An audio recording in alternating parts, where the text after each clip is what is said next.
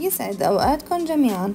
اليوم جبت لكم هاي الأكلة السهلة والسريعة واللي نحن بنقولها شيخ المحشي الكذابي. هاي الأكلة لذيذة كتير وخطواتها كتير سهلة، تعالوا نعملها سوا.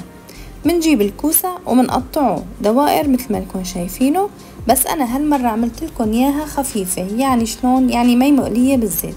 حطيت هون سمنة أو فيكم تحطوا زبدة، وبتحطوا شرائح الكوسة وبتضلوا بتقلبوا فيهم لحتى يصير لونه زهري. هيك بتصير معكم الكوسة جاهزة. وهلأ منبلش باللحمة وتتبيلتها. منقلي اللحمة، خلي اللحمة تكون مدهنة شوي. اللحمة ما بدها غير ملح وبهار حلبي اللي هو 7 بهارات.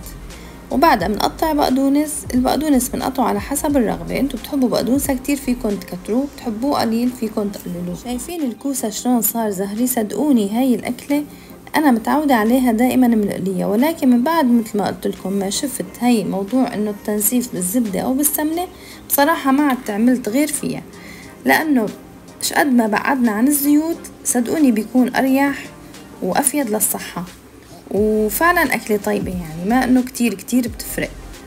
أنا بصراحة كتير عجبتني هيك، جربوها وعطوني رأيكم فيها.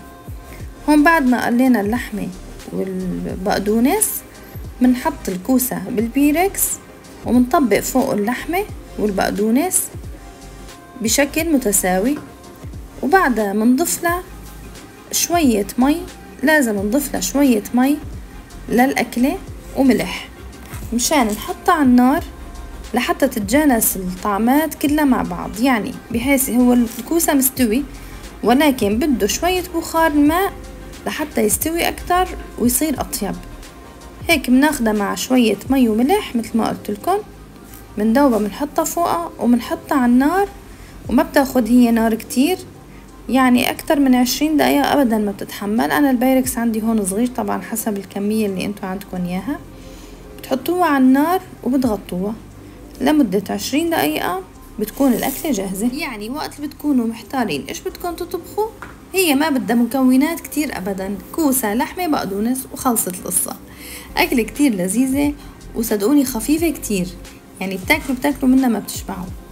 بدنا نطبخ طبعا جنبها رز بشعرية، هي أصولها ينطبخ جنبها رز بشعرية. بنحط فوق طبعا هالبهار الحلبي وبنسكب. شايفين الصوص اللي بيطلع منه؟ أنا هذا الصوص اللي موجود بالمرقة يعني كتير بحبه، وبحب أحطه فوق الرز حتى بيعطي طعم كتير طيبة، لأنه متشرب الكوسة ومتشرب اللحمة ونكهة البقدونس والسمنة وهالقصص كلها. صدقوني أكلة طيبة وخفيفة مثل ما قلت لكم، وما بدها شي، حتى يعني تحضيرها سهل. وفيكم تتابعوني على الانستغرام لتشوفوا صفحتي هنيك وتشوفوا كل شي بعمله. طبعا بتنوروني، اللي عم شوفني لأول مرة يا ريت يتابعني مشان تشوفوا كل وصفاتي وكل أكلاتي. وبتحطوا مع الأكل اللبن المتوم طبعا وبتبلشوا أكل فيها. صدقوني بتاكلوا منها ما تشبعوا، بنقولها نحن أكلة مليئة. جربوها على طريقتي وبانتظار تتابعوني، وأهلا وسهلا.